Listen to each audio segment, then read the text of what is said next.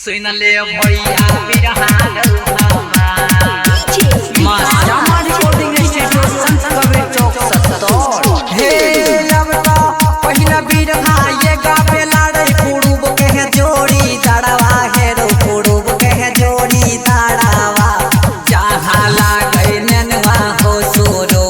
हे अब तो गाई गए मोहेसिया दूही देलियनी तो ये धारावा देलियनी ता ये धारावा सूती उठी करिए हो पड़ाना।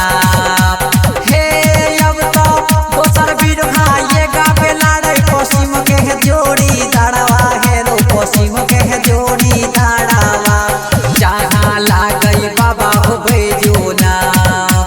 हे अब तो भैरा दिन के मुस्लिम साबा रोजा हो रहा वेला रोजा हो रहा वेला साझ भोरा पढ़ई हो कुरान। हे अब तो तेसर बिरहा ये गावे लाड़े उतर के जोड़ी दाड़वा हे रो उतर के जोड़ी दाड़वा जहाँ रोपई मोगी हो मुन साधान। जहाँ रोपई मोगी मुन साधान।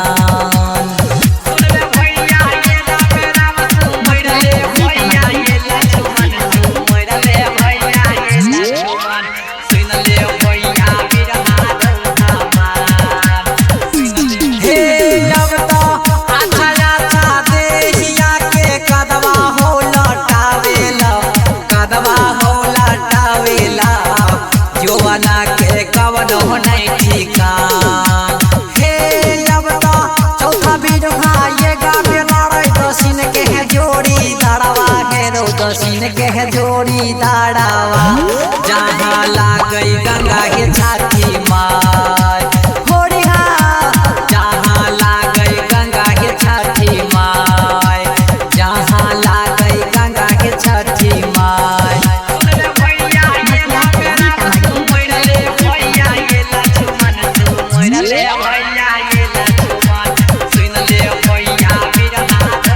हे अब तो छोटा छोटा छहरी सब चललै सासुररिया है हो चललै सासुररिया गंगा माई से यरजी हो लगा।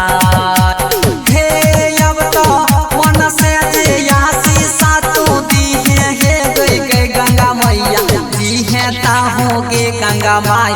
खेलतई गोद में बाला का हमार खेलतई गोद में बाला का हमार होलिहा खेलतई गोद में बाला का हमार।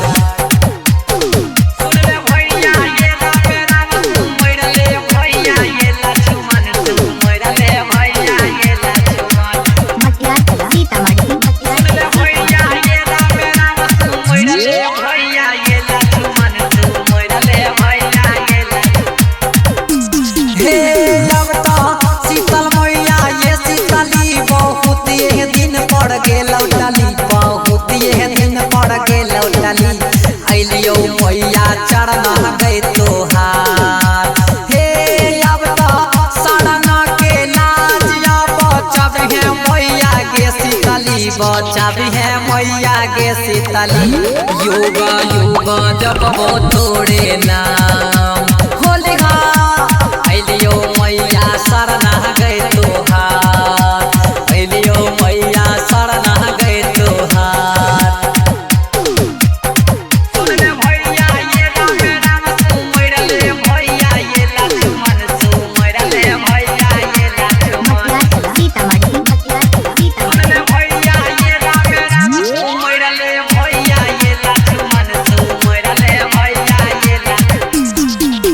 हे अब तो भलका बोलै ये राम राम ढोलकिया बोलै ये सीताराम ढोलकिया बोले ये सीताराम हम हो बोलिए बाबा हो बैजुना। हे अब तो सुन ले भैया ये राम राम सुमर ले भैया ये लक्ष्मण सुमर ले भैया ये लक्ष्मण सुन ले भैया बिरहा रउहा मार।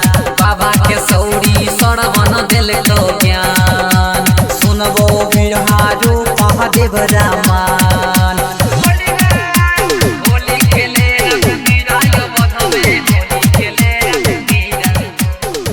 जामा रिकॉर्डिंग स्टूडियो संत कबीर चौक।